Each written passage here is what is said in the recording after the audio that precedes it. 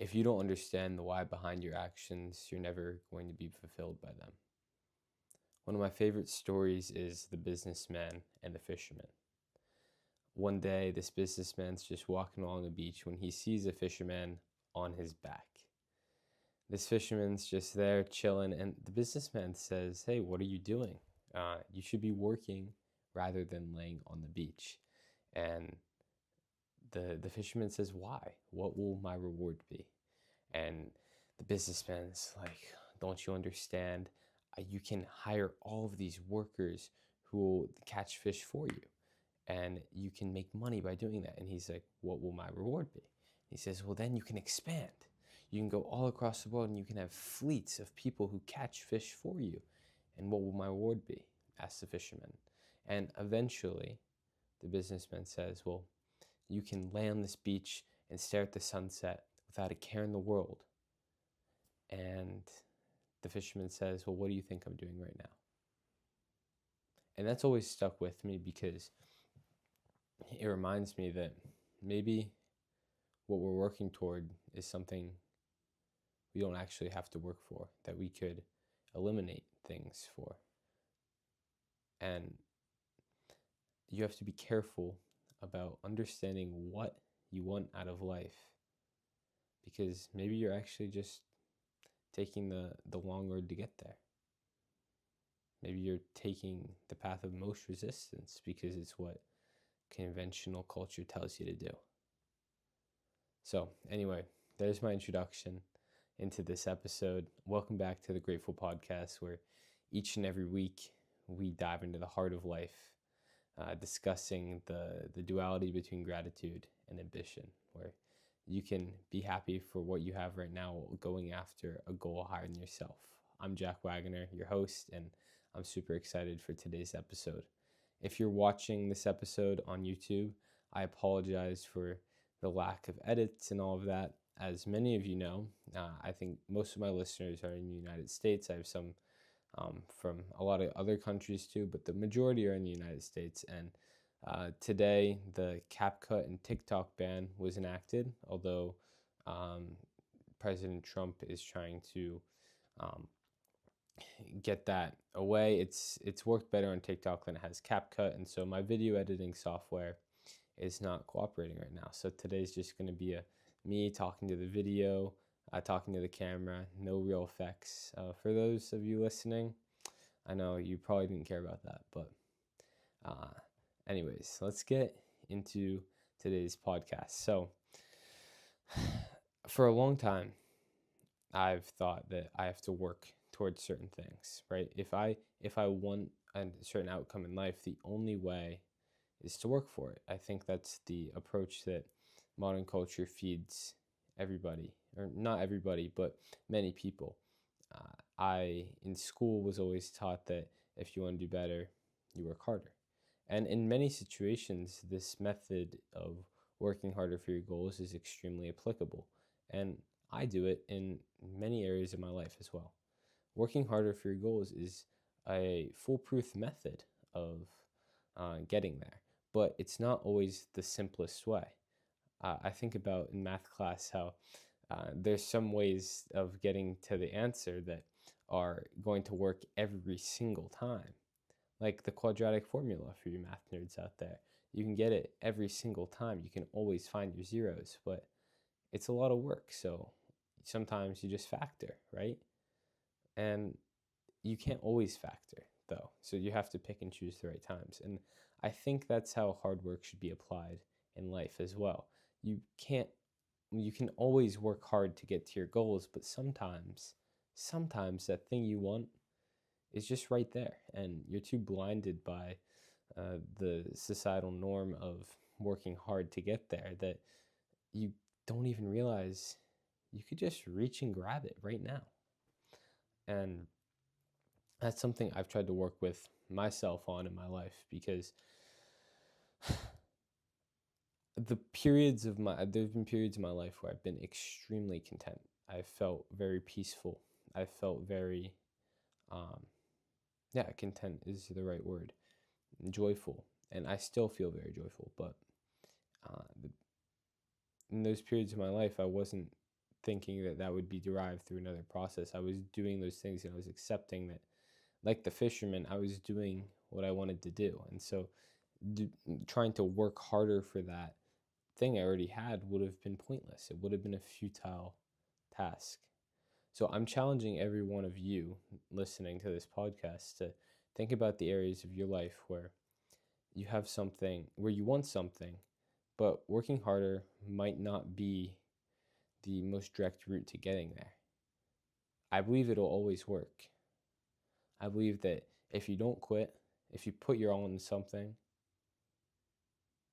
I think you can almost always get there, just as long as you're not, um, if that's not taken away by other people. In some situations, I think your hard work can be negated by other people denying you an opportunity. But if you have something in your control, you can always achieve an outcome by working hard toward it. But sometimes, like the fisherman, that's not the best way to do that, because it will just bring you back to the same place you started. My favorite book ever, The Alchemist by Paulo Coelho, is about a journey of this shepherd for this treasure. And throughout the entire journey, he keeps following these steps and staying in tune with life. And at the end, the treasure was exactly where he first had the idea. It took him in a circle around the world. If only he just dug right there. Except in that example, he learned everything throughout the process and not the outcome. And so that's the next thing I'm going to talk about. That was a good segue into the next part of this podcast, which is enjoying the process. So I recently had the great opportunity of interviewing my father, my dad, and he's an artist. He'll be released, the podcast episode will be released maybe in 4 weeks. I'm super excited about it. But we talked a lot about the artistic process and the creative process.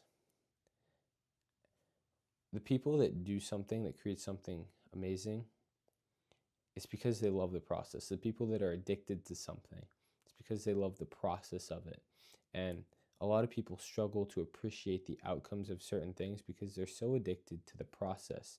But a lot of times they're blinded by this outcome bias, because by constantly pursuing an outcome, you're more often in the process of doing the thing. So I know that was a lot, right? So I'm going to simplify it. If I love something, if I love doing something, and this thing can be measured in some type of way. So for my dad, it's making paintings, right? If he loves doing that, and you can measure how many paintings you make just by how many paintings you make, right? How many canvases you paint. And so if he does one a day, that makes him have this process. He goes through the process more. But a lot of successful people struggle to appreciate their work. And that's because they want to dive straight into the next thing. So they're so addicted to the act of actually doing the thing that they're removed from the reward of getting it done. And that's how some people burn out that way, and others feel fulfilled that way. I think that the goal for a lot of us is to find a thing in which we just adore the process of it. And we are attached to the process of. I have a friend who's a baker, and when she used to bake just for fun, she would use baking as a procrastination for her other things. So when she was in college, she would bake. She called it procrastinating, because if she didn't want to do her homework, she would bake. Now, baking is her job. It's her full-time job. And so the work is baking. She can no longer use it to procrastinate. She has to be more connected to the end result of it, because her livelihood is dependent on her success as a baker. When you attach your value of a thing to the end result of it, you can become more detached from the process. When you're more detached from the process, every little step isn't as good. So the end result can become less good, less fulfilling, for lack of a better word. So what you want to do in your life is find something where you're really enlivened by the process of doing it. Because if you're always present in the process of doing something, it's going to be a better product. Making this podcast, if I only made this podcast for the end result of having an episode done, it wouldn't be as good as what I'm doing right now, which is making this episode because I enjoy making this episode. Where is your fulfillment coming from in your everyday life? Is it coming from completing a task or doing a task? I think that's a really important question to ask yourself, because the answer will determine how good your outcome actually is. And this is a really weird balance for a lot of people to understand, that if you're doing something purely for a better outcome, your outcome is not going to be as good as if you don't care about it. And this is really hard as well. I know that in my life, one of my greatest struggles have come from me caring so much about things that I put everything into trying to make them better, and it takes me out of the process of actually enjoying it and making it better in the moment. I think about baseball. When I was a kid, I always cared so much about baseball and doing so well, and I was an absolute perfectionist. And I hated if I got out, and I never understood how the kids that seemed to care less did better than me. It seemed really backwards. How can someone care less, put less effort in, and get more reward? How is that fair? And the answer is that they're not so focused. These people aren't so focused on the end result. They're more focused in just enjoying the process of it. And when you enjoy the process, you put more in the moment, and in turn, that creates a better end result. I hope that that's clear for any of you. Any of you that don't understand, please just, you can shoot me an email at jackwagoner.com where I can explain this to you, or we can hop on a 15-minute free call. The other thing, while I'm talking about that stuff, that I'd just like to encourage you to do is just leave a review down below in the podcast section, because it really would help me just understand where I'm at with this whole podcasting skill. I want to get better, and so I can make more entertaining and educational episodes for you listeners. All right, so moving on. Another thing that I've been thinking a lot about recently is societies, or modern societies, and like the self-improvement communities, hyper emphasis on presence, and my personal hyper emphasis on presence in life. Being present is something that I've talked about a lot. We were kind of just talking about that previously on the previous topic. When you're enjoying something and in the moment with it, you'll make it better. But the reality is, humans can't always be present, and that's a good thing. We're evolutionarily wired to not always be present. One of the reasons that humans are a special species is because of our ability to take ourselves out of the moment and analyze future and past scenarios so that we can learn. And so the emphasis of many people of being continuously present at every single moment, that's actually just it's a goal that's not able to be accomplished. It's unrealistic, because our presence is not omnipresent. What I just said is that we cannot always be present. We have to have moments where we're thinking about the future, thinking about the past, or just daydreaming. That's a normal function of our brain. And if you're trying to constantly be here right now, you're going to fail. It's just how we are wired as organisms. It's how our brains are wired. And so don't continuously pressure yourself to be in the moment right now because it's normal to have different thoughts going on. This has been a note I've been making to myself because ever since I've started meditating, 2.5 years now, I've been really focused on presence. I'll take massive deep breaths, like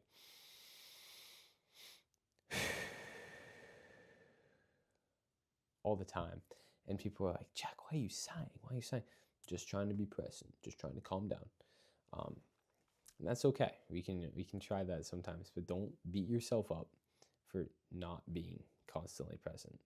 It's a big thing. All right. Other thing. I've really started to narrow down on what this podcast is about. This podcast is about what I call the duality between gratitude and ambition. And I know I've mentioned that in my intros recently, but I haven't quite had a time to explain that. So that's what I'm going to do now. What does that mean? Well, and you'll see this in my newsletter as well. So I'm pulling up my newsletter because I think it's very, I really articulated it well. So I'm going to read it out for you. You don't have to hate your current reality to strive for a better one.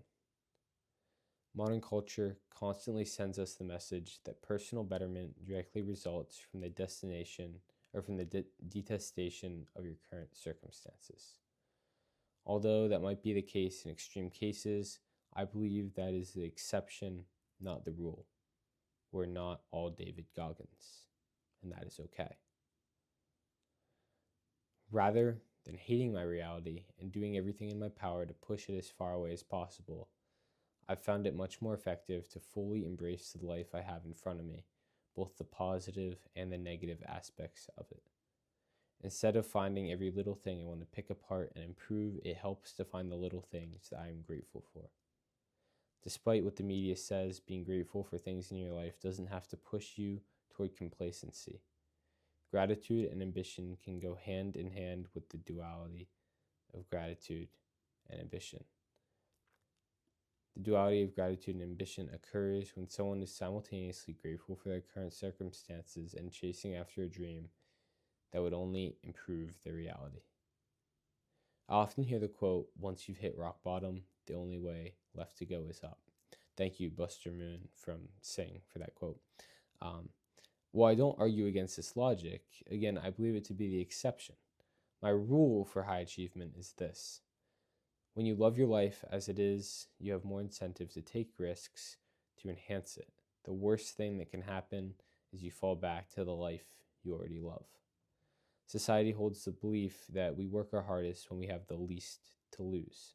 Our fascination with rags to riches personal journeys has morphed the common ideology of success into one expectant of the Cinderella story, which is fine, but we've come up with all the wrong reasons for why those people, those Cinderellas, have found success. Cinderella didn't become a princess because she hated her life before. Although she lived with a horrible family and was treated like a servant in her own house, she found joy in her daily tasks. It was this joy and this ability to persevere that helped her eventually make her life even better. To sum up my argument, I believe that it is wrong to assume people are successful because of their previous discontentment, and that it is much more effective to find joy in what you have been searching for more. If you don't, what is going to stop you from starting on a never-ending hamster wheel of personal development where you never enjoy the fruits of your labor? Delayed gratification and the extreme results in no gratification. Bill Perkins. All right, so that is the sum up of my whole message I'm trying to spread here. Basically, you don't have to hate your current reality to strive for a better one. Start by loving it right now. It's such a problem in modern culture, especially for young males, that we emphasize hating something and changing it. Stop looking for the things to hate in your life. Your life will become miserable. Your life is a product of your thoughts.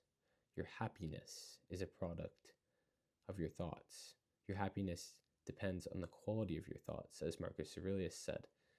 So stop thinking that your life sucks. If you want to change your life, the instantaneous thing you can do is find things in your life to be grateful for. So this ties us back to the fisherman on the beach. If you want to make your life better, if you want to just be able to chill on the beach watching the sunset, there's an opportunity for you to do that right now in your current circumstances. You just have to find where in your life you can be grateful for. What in your life do you love? Think to yourself right now. Say it out loud. Write it down. Smile when you think about it. In my life right now, I'm extremely, extremely grateful for the people I have around me on a daily basis, the relationships I have with my parents, my sister, my friends, my grandparents, my aunts and uncles, my teachers, everyone. I'm really, really grateful for those relationships. And instead of searching for the things in my life that I dislike and immediately thinking of how I can change them and using my hate as motivation to change, I like to think about the positive parts of my life and how they can help me enhance my current reality to become a better one. Find the tools in your life and use them. Yeah, you can go really fast alone, but you can go much further with other people. You can go really fast by detesting your current reality and doing everything you can to get out of it. But you can go really far and consistently by thinking about what you're grateful for and how you can use that to enhance what you have already. All right, that's where I'm going to end this today. Thank you so much for listening to the Grateful Podcast. Again, I would love it if you left a review down below. Share this with anyone that you think could benefit from it. If every one of you share one episode every time, this podcast will continue to grow, and I'll continue to make this world a better place with my message. At least that's what I'm trying to do. All right. Thank you guys so much. Have a great day, and I'll see you next week.